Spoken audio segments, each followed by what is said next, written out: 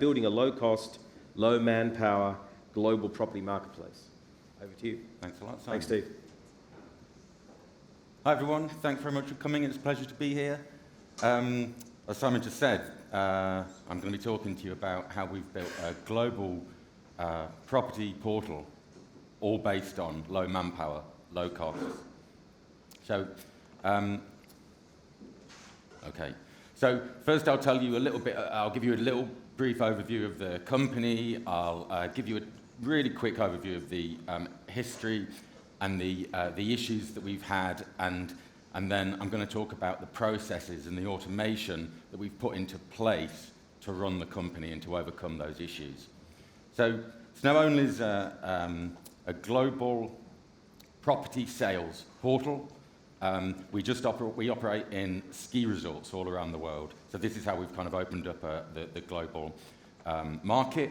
And because we operate in such a kind of like tight niche, we really find that we've got kind of like an ethos of quality over quantity. So we really produce quality leads for people who are really interested in our niche. We've got 7,500 properties on the site at the moment, operating in just under 250 ski resorts around the world, and that's in about 13 countries. And we've worked to get worldwide affiliations with some of the key leaders, so that's including Sotheby's, some of the developers like MGM, and the biggest agents in the ski resorts. So it's all about the low cost, the low manpower. There's just two of us in the company. So Mark Lightfoot's the managing director. He's one of the 2% of CEOs, managing directors, that's got agency experience that Edmund identified earlier in the year. This is just critical to running the business because we're working with agents. Mark ran an agency for 15 years, and having this understanding of the agents is really key. He also worked in the ski industry before that, so he can talk to the agents on an absolute like-to-like level. He's also lived in Asia and Europe and all around the world, so understands the cultures, the communication of the different cultures. As for me, I'm the CTO. Our titles don't really matter when you've only got two people in the company, but for this presentation, I'm the CTO. My background is as a developer. So I've worked in lots of different industries, from fintech to hospitality, and obviously real estate, gaming. So I've seen how lots of different industries kind of do achieve the same things in the company in lots of different ways. And I kind of have a passion for the workflows. How do we get things done efficiently? So when we started out in 2018, the business model was all about just replicating the biggest leaders. We started on a subscription-based model. We had some investment that we were spending on PPC and marketing. We had a small sales team to recruit the agents to get those subscriptions in. And the whole business was based on scaling the business. What could go wrong with that? At the beginning of 2019, obviously COVID affected us pretty significantly. The agents were finding it difficult to justify a monthly spend, however small it was, compared to our competitors. And our competition we were setting ourselves to be competition to the biggest portals as well. So they were selling themselves on traffic, and we were selling ourselves on quantity. We were kind of like trying to convince them on different metrics. So we had this gave us an opportunity to change what we do, to review everything. So what did we do? We realized, first of all, that we needed to cut back on all of our costs. We need to focus on the long term, and we really need to focus on what's good for our customers. That's the buyers and the sellers. So the first thing was, we changed to operating on a success fee. So it was being involved in the transaction. This was inspired by Mark going to the conference, the Property Portal conference in Bangkok in 2018. it critically changed our business model. It's awesome, so that's why it's great to be here to feed back on all of this. So the success fee means that we take a percentage of the commission that the agent makes. This means that we're not charging them to be on the site. They can list as much as they want. They don't have to justify it with their marketing teams. They can just get their properties on the site. There's no barriers to sign up. Then we want to go a step further, not just remove the risk, but make it attractive to be on the site. So they're no longer advertisers on the site. They're our partners. We need to work together. Their success is our success. It doesn't work unless we both work together. So we realize that we need to do some additional work for identify how can we help them, what marketing can we do to our ever-increasing audience.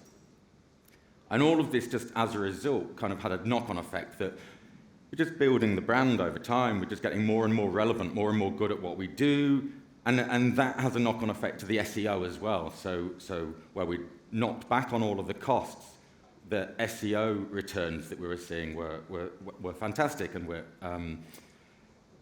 just see our ranking go right up. Okay, so new business model, new challenges. So it's a completely different business now. We now need to focus on maximizing the conversions.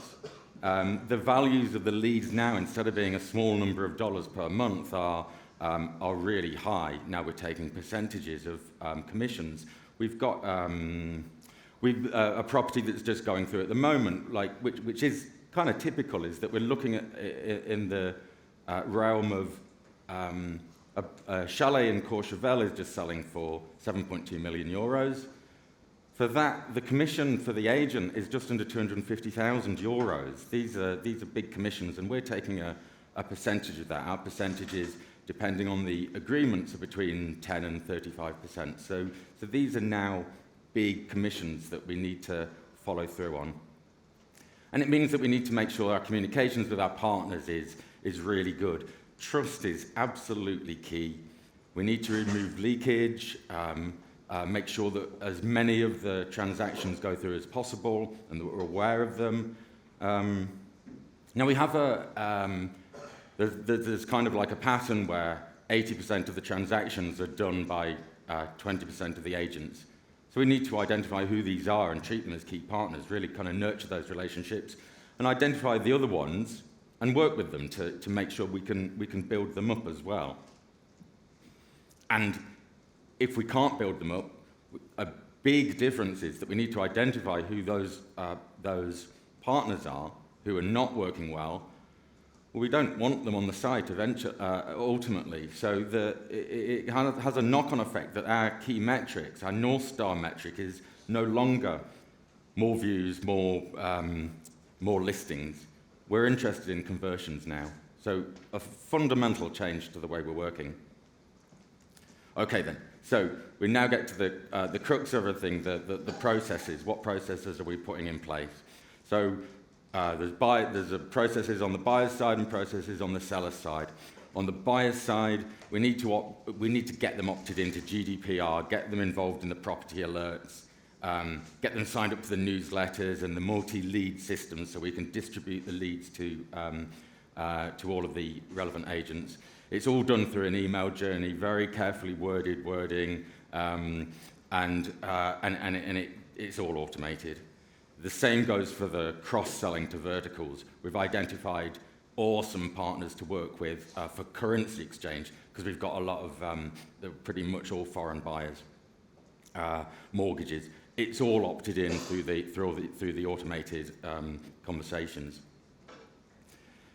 The other side of the buyer's side is that we need to identify when the sales are going through. This has been mentioned a lot during the week. People are always asking, how do you know when there's actually a sale? How does that communication work?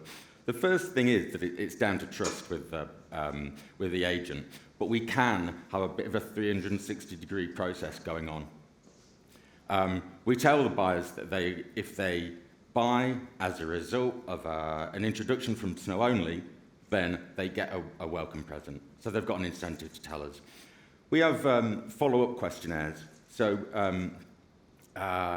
we ask them, how's the process going? What can we do better? So we're getting feedback on the sellers, and we're also getting that information back.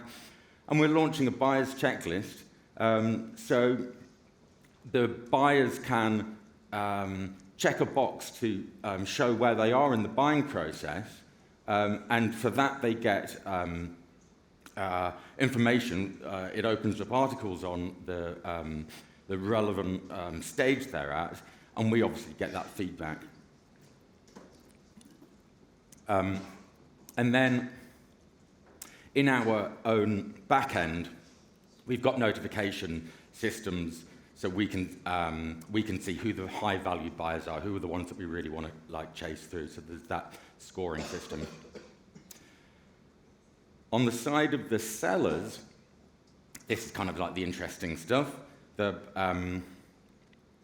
Some things can't be automated. It was just said in the last presentation. When we're treating this is a partnership and trust is involved, we need to be talking to the agents, and we can't automate some things. Onboarding is a key process for us that needs to be done on a one-on-one basis. So we have an onboarding session where we set common ground. They understand that we've got industry knowledge, both in real estate and in the ski industry, and this just sets a mutual respect. We talk about the requirements we've got for updating leads. We set expectations, things like, we're not Rightmove. We're not going to be bringing in 100 leads a day, but the leads that we bring in are going to be great quality. They need to be followed up on.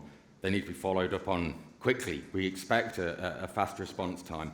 We expect the leads to be tagged as SnowOnly leads in their CRM system, so they don't get lost 6 months down the line. We talk about the fact that we do marketing for them, and this whole thing is just a mutually beneficial long-term agreement. Now, the other key area in the process is all about lead registration. We need to know that we talked about getting identified when the sale goes through, but lead registration is even more important. It's the messiest area of the process, because what we don't want to be in a position in is where an agent makes a sale, and we say, okay, great, we'll have our commission now, please.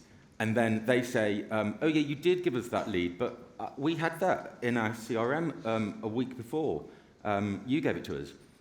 Honest, there's just nothing you can do there. So this was the biggest problem that we needed to solve.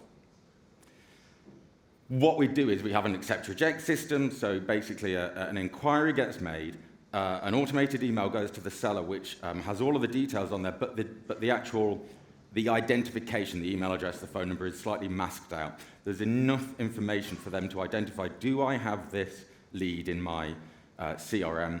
If I do, I can just reject it. If I don't, then they click a button, it's automatically timestamped and logged in our system, so there's no ambiguity about the status of this lead, and then we send them the full lead details. 84% of our leads are new leads, so we're getting this data back to show us how effective we are, that we are providing value to the agents. And then we can also, when the lead is rejected, then we've also got the information to understand, okay, well, we need to pass that on to to another agent now, and make sure that we do that. So all of this just goes on, it's all automated, there's no interaction, it happens while we're sleeping. We also have automated systems for how the agents update their systems, update the status of the leads ongoing. We have to provide lots of different methods for them to do that, and the whole agent rating system is automated as well. I'm running out of time now, so very quickly, we have a product backlog which is all based around what can we do to improve our services based on automation. Increase the more developers using AI, set into place an affiliate program, add more niches. So basically, in conclusion, we used COVID as a massive opportunity to restructure our business. So sellers now come to us. We're now selling property in France, Italy, Switzerland, Austria, US, and Japan, and it's all based on building a brand, based on automation, that can be scaled and then eventually replicated over more global marketplaces. Thanks very much.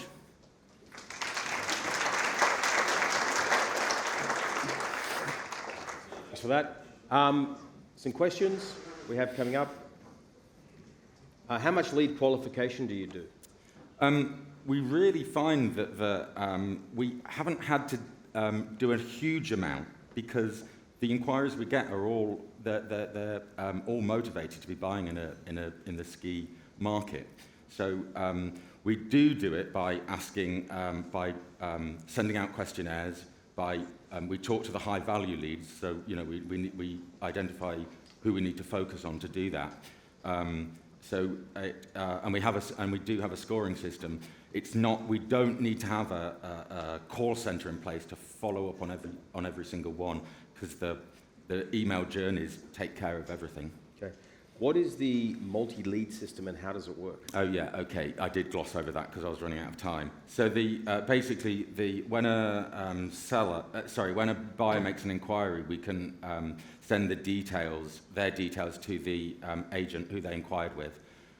We obviously want to to make our services better to the buyers. We want to introduce them to as many effective agents as possible. So we ask them, do you want us to do this? Do you want us to give you the buyers? Do you want us to give the details to more sellers? They say yes, and then it's a multi-lead system. We can distribute the lead to more agents. Okay. How do you rate your agents?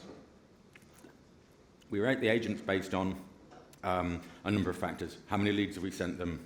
How often do they update their systems? How many sales have they made? There's several metrics that we use to put into place a scoring system.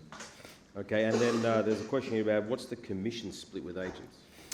It varies depending on the agents, and it's anywhere between 10 and 35%. Okay.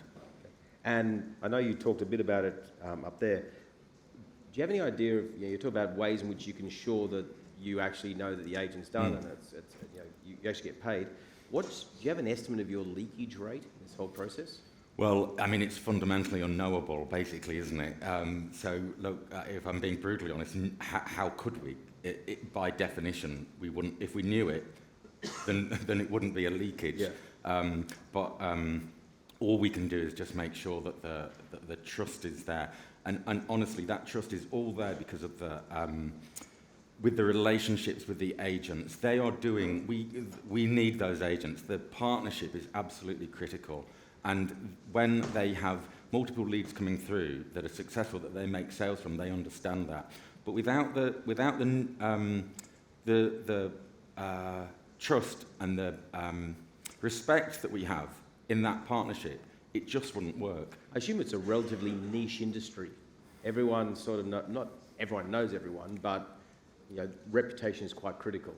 Reputation is critical, and people are passionate about skiing as well. So it's an awesome industry to be in. Okay. Yeah. I'm not talking about the fun side of it. I'm talking about the deals. It's inescapable. Okay. Okay. What countries do most of your buyer leads come from? France is very big for us. The European side is very big for us. Japan's, with the buyers coming from Hong Kong and Singapore, Japan's also a really growing one, and we're really increasing in America as well. So, it truly is global. Fantastic. Thank you very much for sharing information about what SnowOnly does. Cheers. I need that. Great. Thank you very much. Okay. Now, I think we've got a slight change